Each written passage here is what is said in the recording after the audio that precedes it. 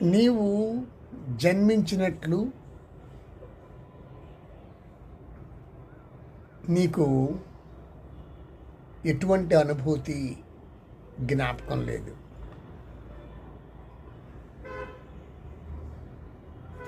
అందరూ చెప్పగా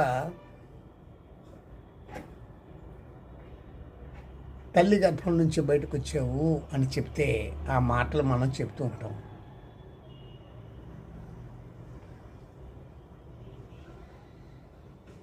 ఆ బయటకు వచ్చే అనుభవం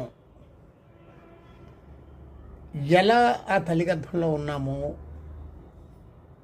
ఎలా జీవంతో ఉన్నామో, ఎలా బయటకు వచ్చామో, ఆ జన్మించే అనుభవం నీకు లేదు, నాకు లేదు, ఎవరికీ లేదు. దేర్ఫోర్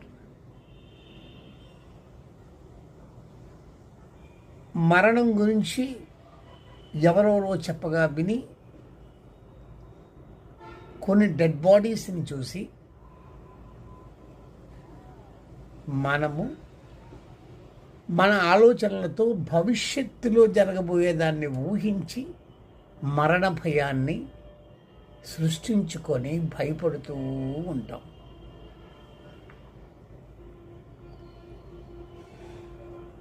మరణ అనుభూతి పొందిన మరణించిన మనిషి ఉన్నారా? నేను అడిగింది డెడ్ బాడీ కాదు.